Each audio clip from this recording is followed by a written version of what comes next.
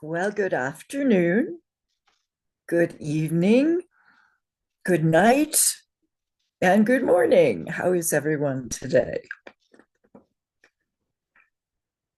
Good. All right. We'll jump right in. And I wanted to thank our co-producer, Amirta, which is a beautiful Sanskrit word that means deathless nectar. What a great name. For the Zoom background that she provided us with in the Telegram chat. And I also wanted to thank our senior co-producer, Marina, for designing this beautiful background. So we're very blessed to have this kind of support and help. So what kind of language is Sanskrit? We talked about this a little bit last week. Someone open their mic and tell me.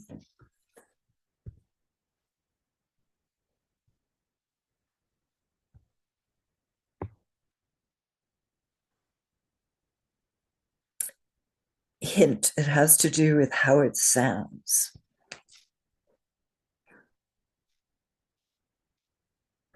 Sanskrit is a sound-based language. That sort of means that it's written the way it sounds when it's spoken, and not written necessarily the way the grammar or the orthography, the grammar rules say it should be written. So we will have to expect that Sanskrit will change around as we speak it and as the different forms come together in a written sentence. So it won't always look the same. May I have the next slide after the title slide?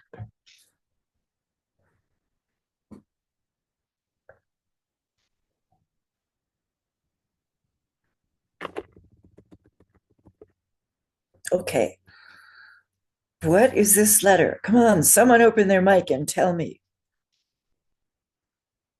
I know you know. A. A. Say. I like that second answer a little bit better.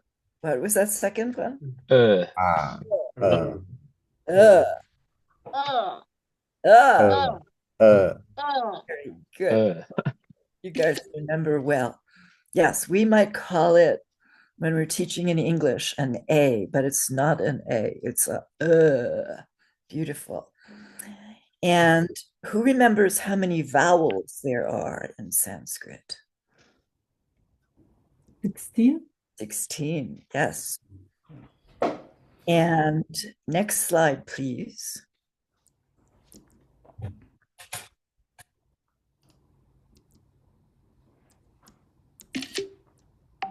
I'm going to teach you the vowel song, and we're going to be singing it a lot. But before we sing it, let's look at these vowels and remember how to pronounce them. The first five are the simple vowels, and each one of them has an option. It can be long or it can be short. The next four are what we call the gunas and the verdis, and they are combined. They all start with the letter and then they add another sound to them. Like the first one after the five simple vowels is A, and that is an and an and in the Sanskrit ear, it sounds like a. Then the next one after that is a verde, which is the a sound combined with a. So you say and a, and you get a. The next one is another guna. There's two gunas and two verdis. And that is the letter O. And that's comprised, the Sanskrit ear believes, from the and the u. So o is o. Then that next one, the last proper vowel there, is another verde, and that's ow. So that's comprised of and o, ow, ow. And then the last two are the vowel markers. We'll get to them later. You pronounce them put your lips together and say And then the last one is, that's anusvara, and the last one is visarga, like a rough breathing. So I will teach you the vowel song, and I cannot sing, so I apologize in advance. But here's how it goes, and we will recite it frequently through our course. I, u, lir, lir, I, o, ow,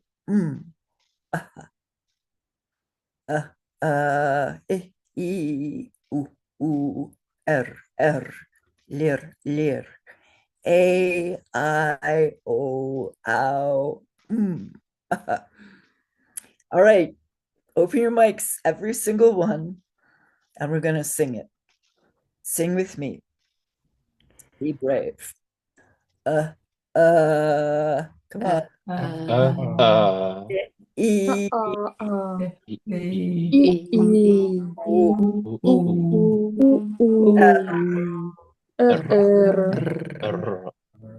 lir, I,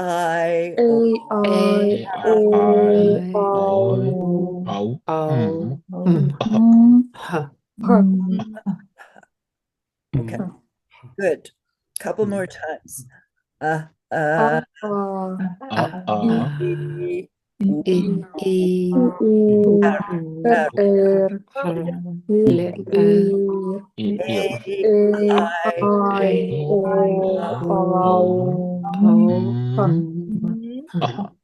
Very good. We'll sing it a little bit more later. But that is a good way to internalize the vowels and get to know how they sound. Because, as I mentioned earlier, I don't want you to associate the vowel sounds with the vowels in your language. That will just cause trouble later. So we'll try to remember them as they're pronounced in Sanskrit, and then we'll later associate them with the Devanagari.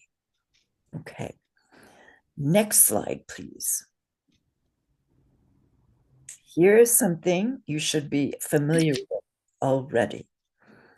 These are the 5 mouth positions for pronouncing all the Sanskrit letters, vowels and consonants. And each one is called a varga. Say varga. Open your mouth. Varga. Varga. Varga. Good. And varga, there are 5. Varga 1, 2, 3, 4, and 5. And they are the different places you put your tongue or shape your lips when you're pronouncing every single one of the Sanskrit letters. So just to review, the first one, Varga 1, is guttural. And that means that you fold your tongue in half and stick it in the back of your throat and you say, Everybody practice, please. Good.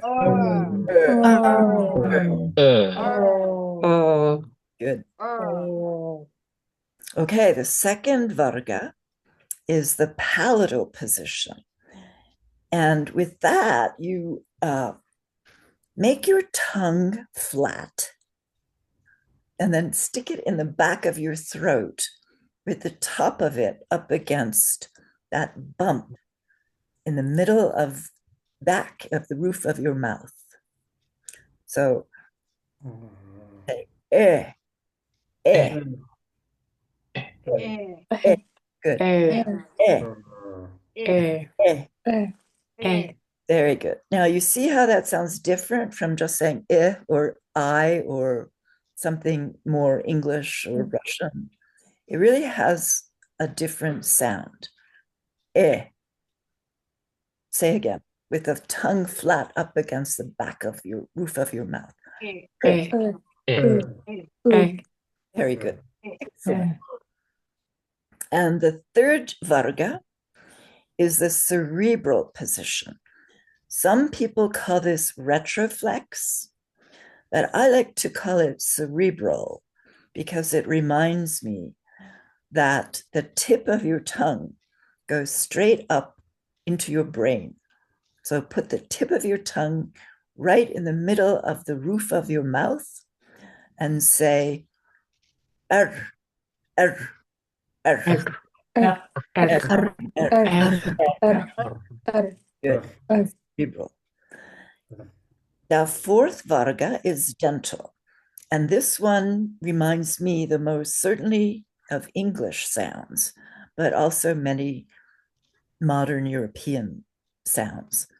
So put the tip of your tongue on the bump behind your front teeth and say, lir, lir, lir.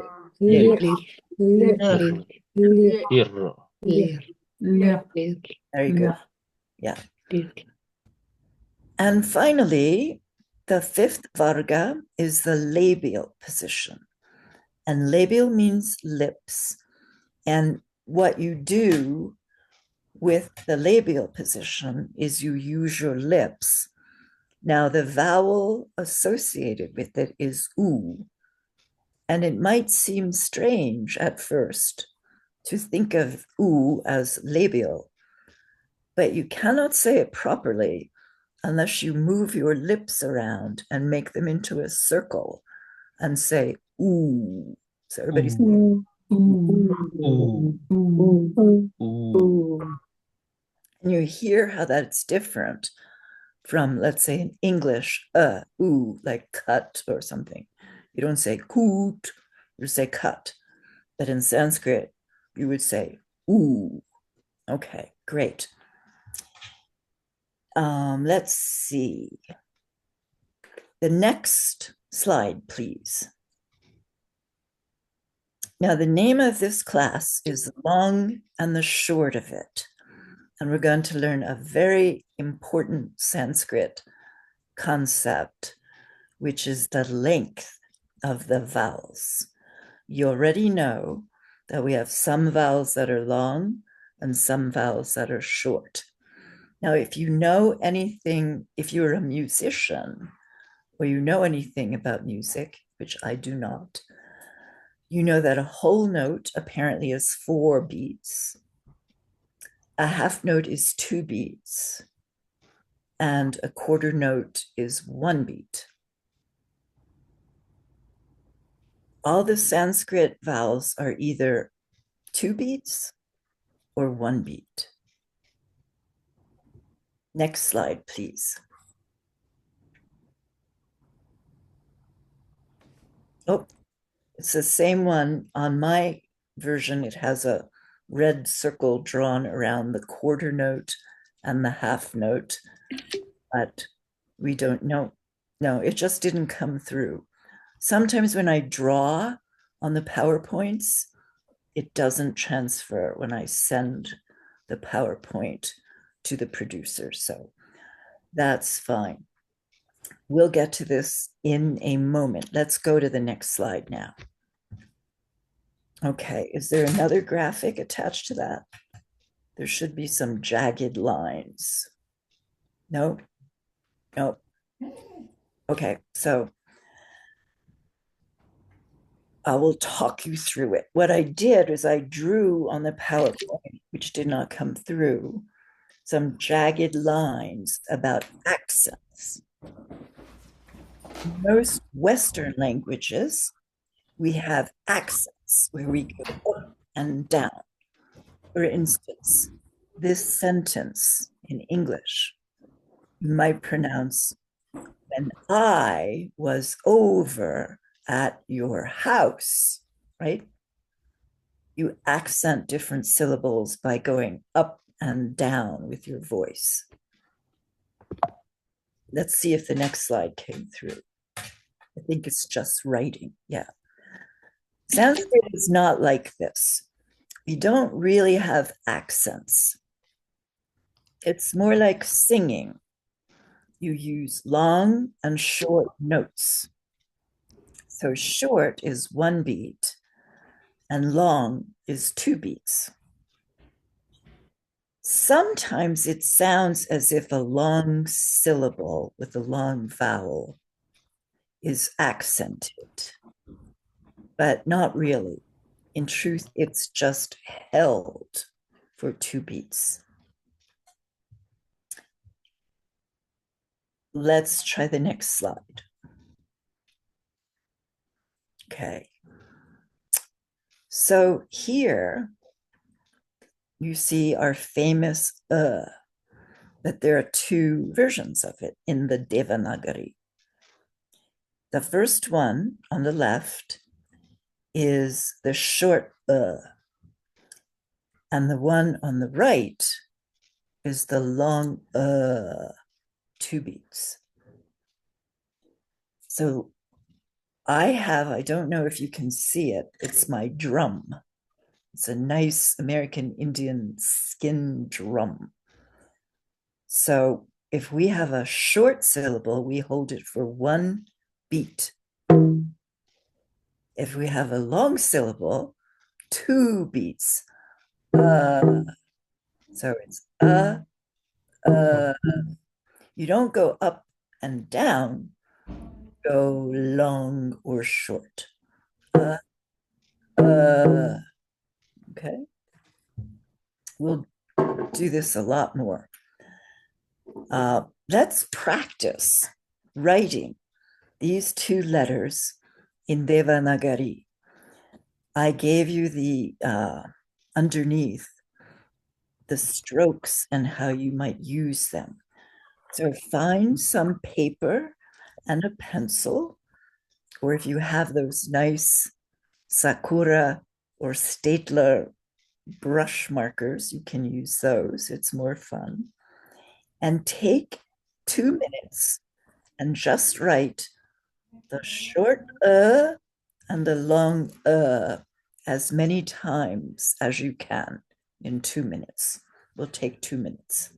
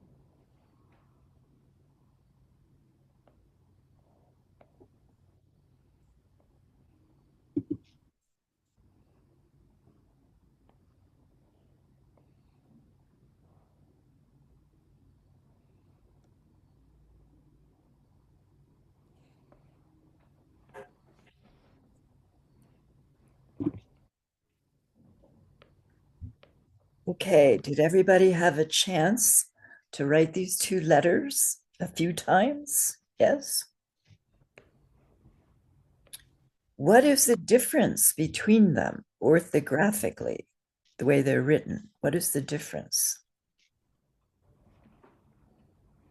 The two lines at the right. Yes.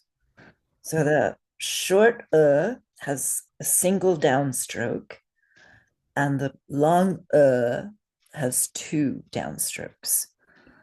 And the downstroke, when we get to some written Sanskrit, will be very significant in telling us about different kinds of vowels and how they're written. Okay, and also notice that the sutra, or the line above, which is written above all Sanskrit, is broken for the The first thing that looks like the letter 3 is not under the sutra. So that is another characteristic. A bunch of Sanskrit letters are written with a broken sutra, but most of them are written with a full sutra line on top of them. Okay, let's go to the next slide. Oh my goodness, all my graphics did not come through this time. I'll have to work on that. Here is a nice word, and the way we're going to say this is Mahayana. Mahayana. So you see that it has a very specific sound when the long and the short syllables are held properly. A lot of people just say Mahayana or something, or they pronounce it in different ways. But pronounced properly, it is Mahayana. Mahayana. Underneath, you see the Devanagari. Now, when we're learning how to hold long and short syllables, I'm going to encourage us to exaggerate. So I'm sort of requesting that we hold the long syllables even a little longer than 2 beats, just so we get used to the rhythm of Sanskrit. Okay. And often during Dharma classes, Sanskrit words can be mispronounced, but you will know how to say them correctly now, and you can help your fellow students if they're interested in learning these things. Okay, let's see.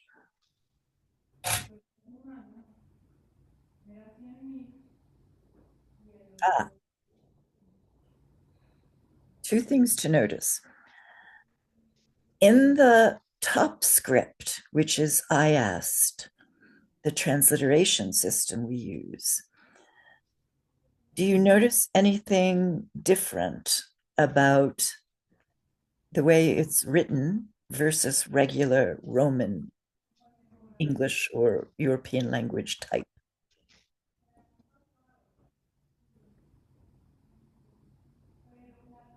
What's different about that from a normally expected writing of this word, Mahayana?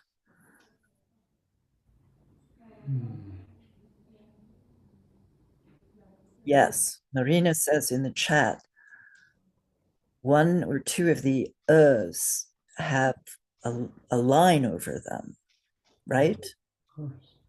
And that is the I asked for marking a long vowel.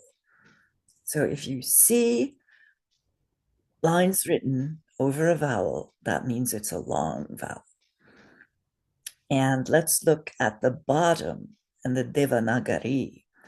And we know from the I asked that there are 2 long vowels in this word.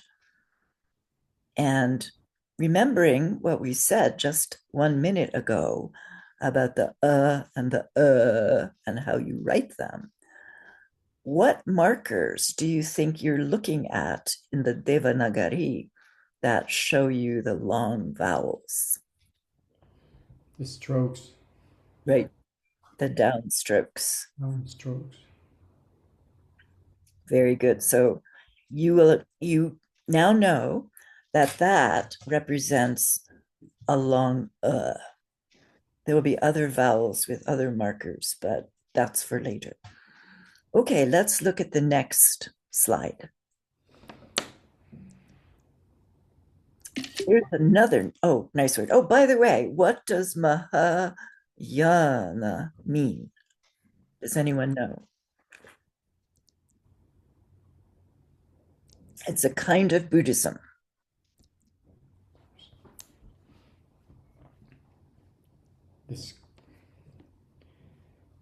Yeah, that's a school that we studied with Geshe Michael Roach, right? Yes, it Great is. vehicle? I'm sorry? Great vehicle? Yes, it means great vehicle. Yeah, very good. So it means greater capacity thinking. So it's a little bit subtler and more expansive and a little more radical than basic Buddhist thoughts. Great. This word is a different word, however, and let's see. This is often mispronounced, even in mixed nuts classes. So you will know how to say it now, and you can help your fellow students. And the pattern is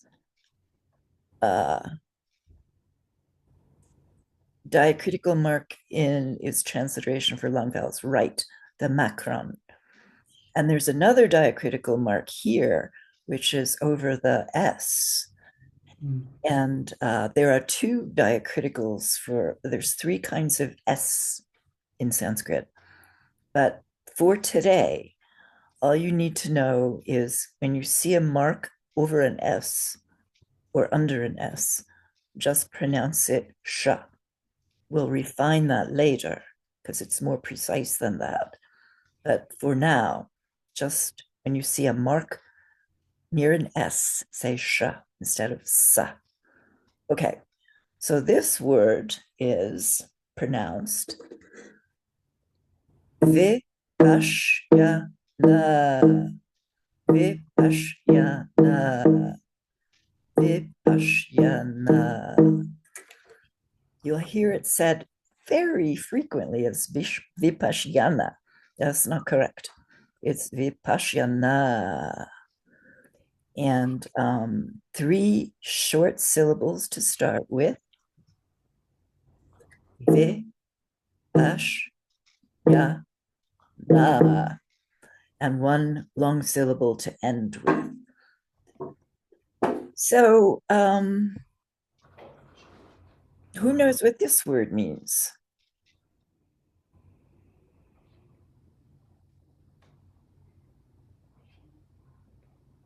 Marina knows, but who else knows?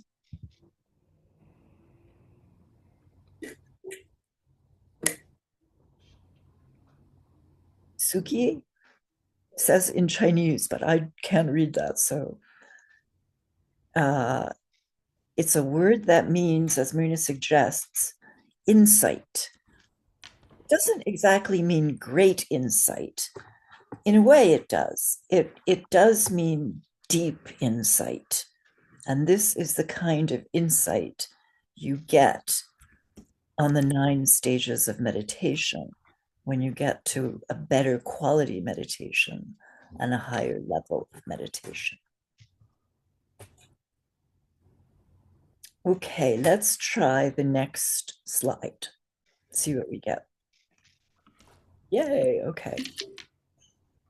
So we learned earlier, we practiced how to draw the letter and I'm sorry, the transmission of the PowerPoint put the over the R in letter. I'm sorry about that. We'll work on fixing that. So do you see that mark that we drew in the words above, Mahayana or Vipassana. Do you see that mark? Yes. You do. Where is it? Yeah. What?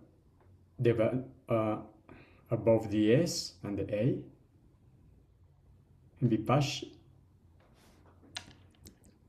And Vipash is in the S, right?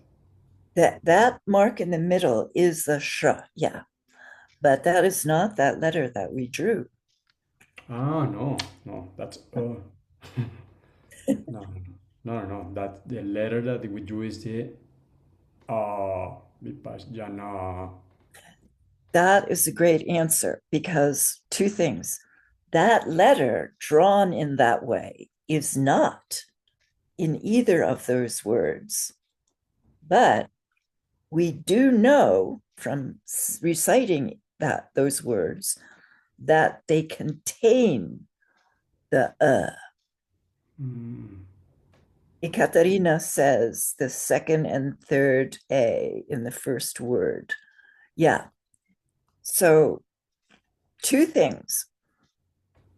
The letter is present in both of those words multiple times, but that mark is not written. Why?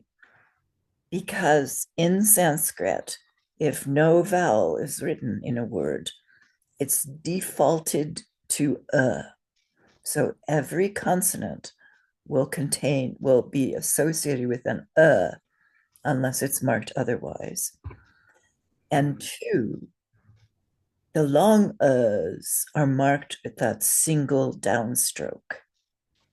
And you see in the first word, how many single downstrokes are there? 4. I know, 1, 2, 2, Two. 2. Self-standing single downstrokes. Single 2, yeah. See, the first letter, M, has a downstroke, but it's attached to some other marks. So it's not self-standing. So that's not going to be a long Long. That third character is a single downstroke, and that is a long A short is not marked at all. You just know that any consonant that doesn't have another vowel marked on it has a short attached to it. So the first character has an M. The second character has an H. Well, that's a long one. H, because of downstroke. The fourth character is a Y with a long downstroke. And the last character is a N with a short attached to it. Mahayana. Now, in the second word there, It's only one. that was my question. Where is it? At the end. At the end. Last downstroke. Yes, the last downstroke is a long And what is different about the first downstroke in that word? Why is that not a No. Why not? What's different in the writing? Yeah, it has like a little circle over it. Yes, it has a little mark or circle or hook above it. Yeah. And we'll get to that later. But because it has that, you know it's not a long Okay, great. So that we're starting to learn a little bit about Devanagari. Let's go to the next slide. Oops. Wow, this PowerPoint has really changed itself around here. The title is supposed to say, why don't we see it in the previous words? but it sort of has a there. Anyway, just try to see through this. Now we don't see the written in the previous words because Devanagari is not an alphabet. It is an abugida. What is an abugida? I don't think anyone will know that. An abugida is a written system, a system of writing where every consonant automatically has a vowel attached to it. In Sanskrit, that vowel sound is I don't know too much about other abhigidas. Someone mentioned that Tibetan may be one. I'm not even going to comment on that because I don't know. But Sanskrit is written frequently, not always, in Devanagari, and that is an abugida, and that means every consonant has an automatic a short unless it is marked otherwise. So we know that there are 16 vowels, so there's not just but in most words, in all words, if you do not see a vowel marked differently, please assume it has an sound attached to it. And that is not always intuitive to those of us who speak Western languages. Now, we did mention, or we should realize by now, that the sound in Sanskrit is the most important sound. It's the primal sound. It's the first letter. It's the vowel that creates all the other letters, the other vowels. And it's just very important. So because we know that every consonant is attached to a, we don't write it in the Devanagari. But we mark the long with the downstroke.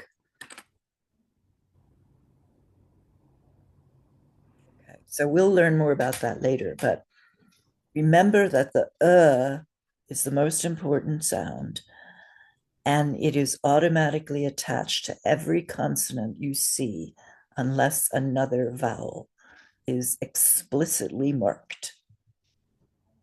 And I just want to check in with the interpreters. I was asked to do more pauses. Am I pausing enough? Open your mics and tell me no if I'm not. Silence. Great. Okay. All right, let's try the next slide. Next one. Yeah. Oh, back one. Yeah. As with the other slides, my marks didn't come through. So I'll talk you through it. So this word is pronounced Ananda. Ananda. Two beats for the first syllable. Ananda. Ananda. Yeah, let's open our mics and say that. Ananda. Ananda. Ananda. Very well done. And Suki says absolutely correct, Suki. It means bliss. Now, if you said Ananda, Ananda, not Ananda, what would it mean? Grief. Yes, it means grief. So you see how important it is to get the beats correct. And in my slide, I had marked the first syllable in the Devanagari, which is the letter. And this is a slightly unusual instance of a word that begins with a vowel. So we write that vowel. Juan, you have a question? Yeah, my question is very simple. This R is guttural or palatal or cerebral? It is first varga, which is guttural. So it's With put the your tongue, but you have to turn the tongue or just fold it in half and stick it down the back of your throat.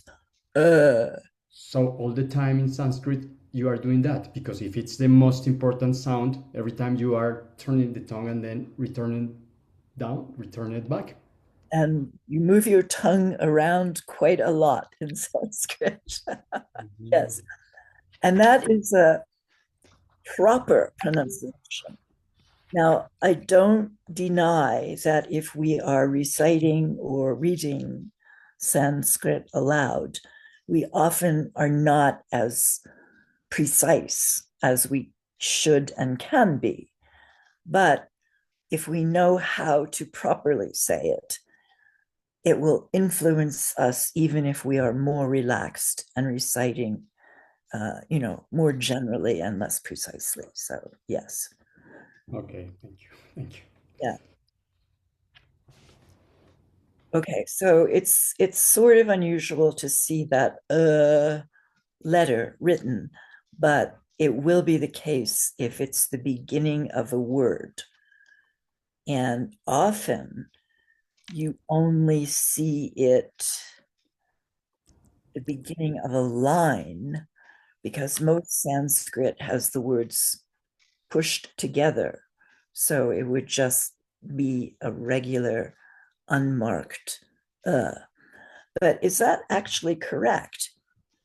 Would this be unmarked if it weren't the beginning of a line? Would it have no vowel marker? Um, because it's the maybe yes, because it's the beginning of the word. If it sorry, if it was at the beginning, if it was not at the beginning of the word, it was in the middle of a sentence, would it be an unmarked or would it have some kind of vowel marker? Uh,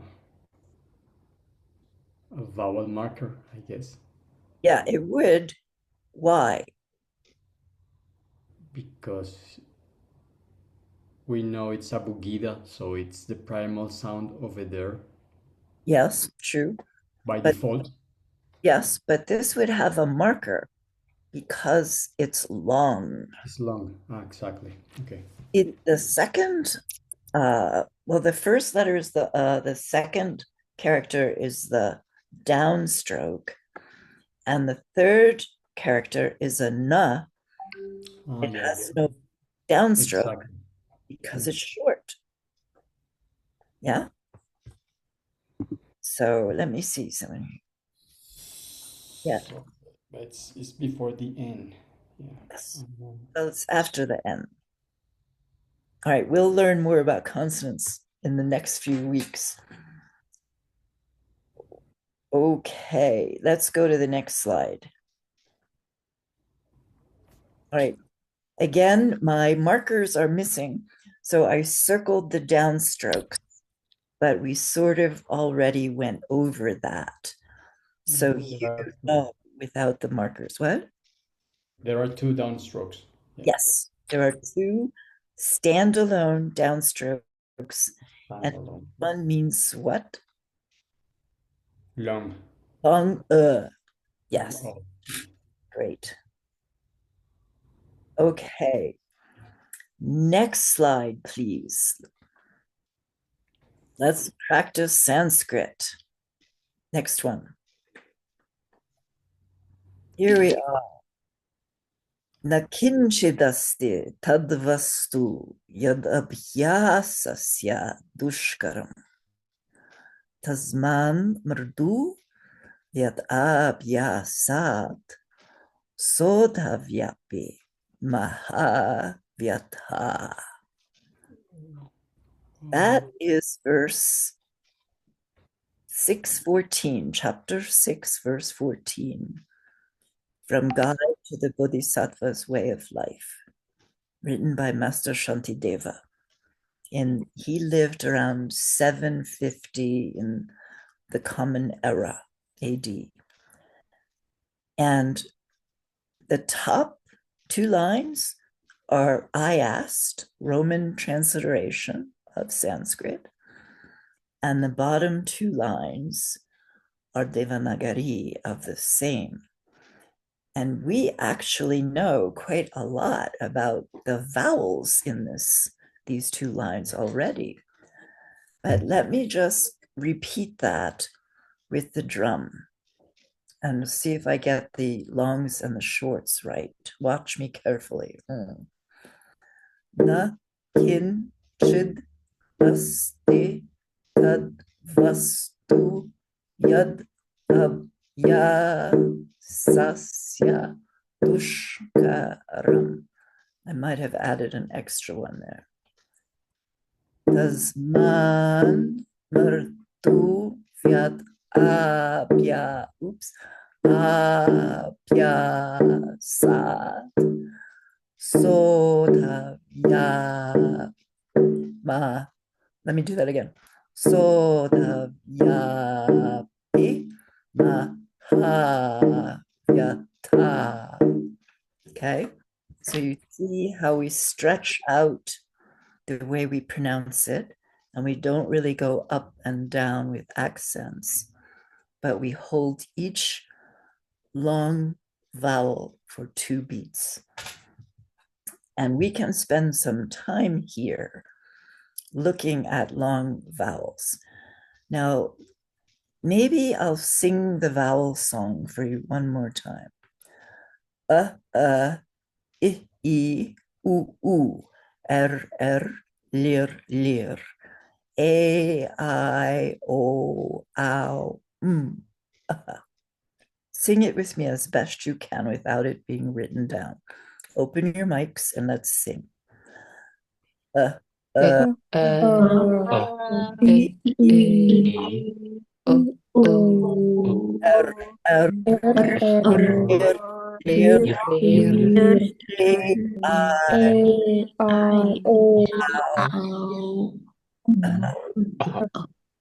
Great.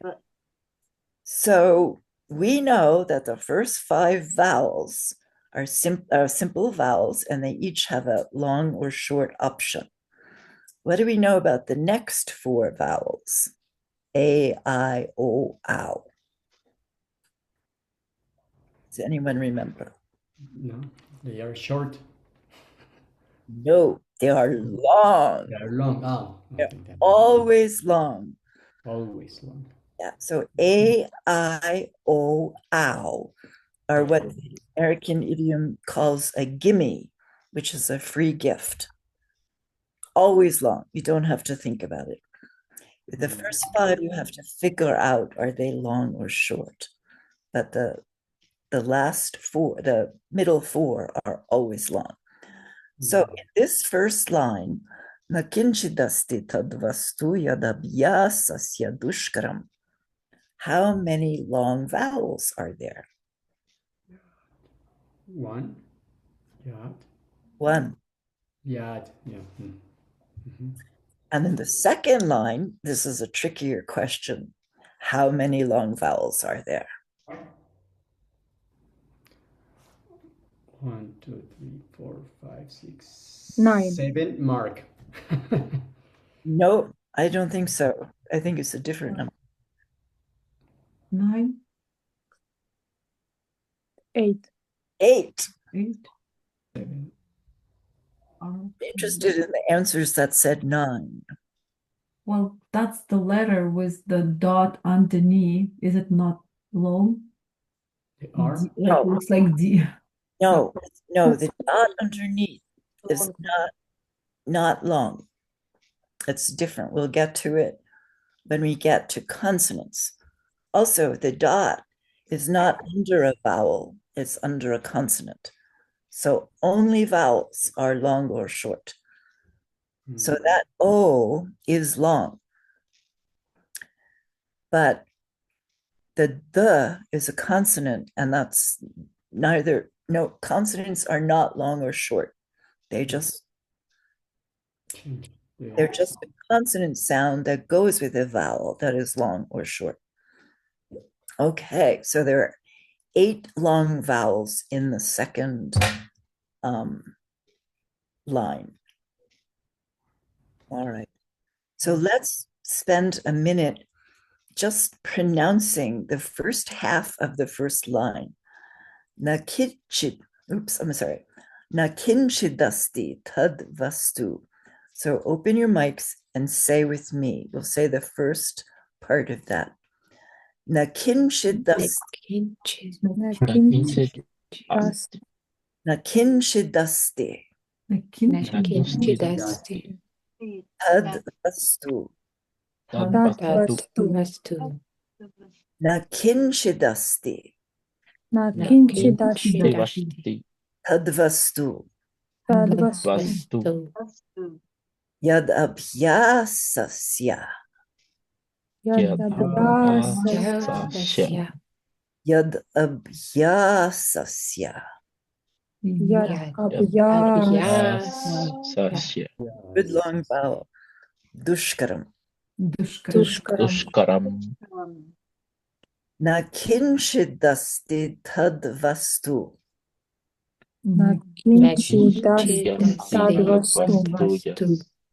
Yad abhyasasya dushkaram.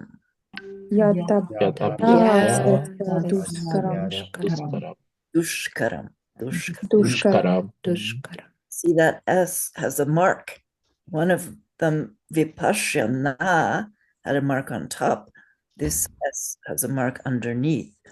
So both of them we will, for the time being, pronounce Sha.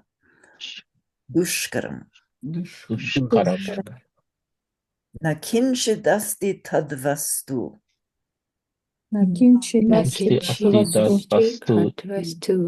Adabhyasasya dushkaram.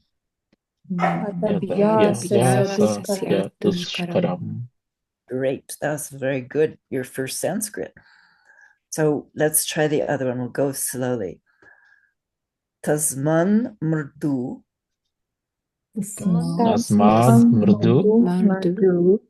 Yad abhyasat.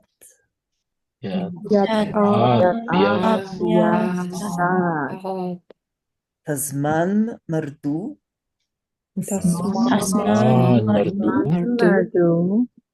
Yad abhyasat.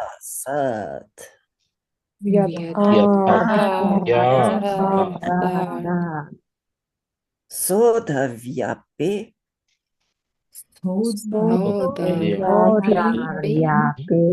Sodhavyape.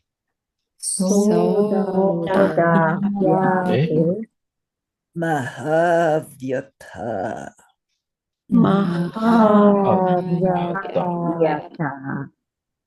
Tasman mardu vyad abhyasat.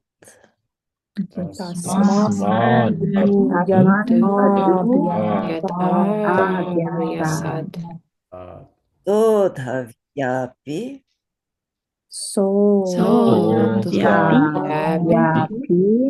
Mahavyata.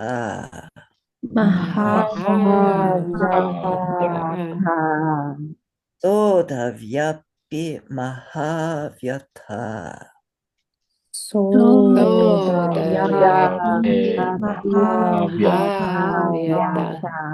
Very good. That's excellent. Okay. So let's try the next slide. We only have a few minutes left. So here are some vocabulary words. Abhyasa. Abhyasa is a masculine noun meaning practice. Let me try that with the drum. Let's say abhyasa. Abhyasa. Oops. Abhyasa. Say that with me. Abhyasa. Abhyasa. Abhyasa. Yes. And vastu. Vastu. Vastu. Say vastu. Vastu. Vastu. Accent. Vastu. Single. Vastu. That means a thing that exists or can mean a residence or home, like a stable place, something that exists. Now, here's a very nice word. Murtu. Mertu. Do. Mertu. Now, we learned the vowels. I, u, r. Do you see that little dot under the R? That means it's a vowel. It is the vowel we learned, and it's pronounced R. Not too much rolling at the end. R, like a French R. Everybody say R. Yeah. Very good. Not if it wouldn't be R. It would be R. Soft. This is merdu. Merdu. Merdu. Mertu. You see how easy it is to pronounce R as a vowel? It's not hard, right? So this is a word that means gentle or soft. Now the next word is yata. Yata. Yatta. Yatta. Let's do a better job with the us. That's my fault. Yata. Yatta. So like 3 beats to this word. Yata. Okay. Yatta. Yatta. Yatta. And it's a word that means distress or torment. And sodavya. Sodavya. Sodavya. Sodavya. Sodavya. I like that. That is a word that means it's an adjective, to be born, something to be born. So let's have the next slide. That's our last one. Now here is a translation of our verse. And I think it's very beautiful. It's Master Shantideva, and he is saying, there is nothing in the world which does not come easily if you make a habit of it, if you practice it, abhyasa. Make then a habit of bearing the small pains, mrdu, the soft or gentle ones, and thus endure the greater. So it's a nice note to end on, a good sort of mantra, a verse in the Bodhisattva Charyavatara to live by. So I will leave you with that one for today, and I will see you next week. And before I let you go, I just want to say how wonderful it is that we have so many people studying Sanskrit, and it's a beautiful way to spread the Dharma around the world. And please rejoice what you are doing. Promise me you will dedicate tonight the time you have spent on Sanskrit today. Thank you. I'll see you next week. Thank you. Thank you, teacher. Thank you. Thank you. Thank you. Thank you, everyone. Thank you all interpreter. Good night.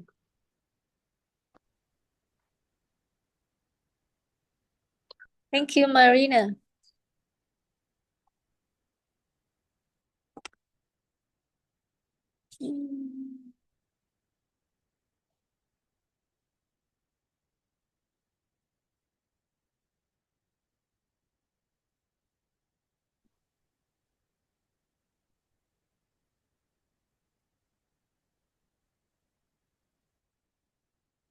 Thank you, Marina.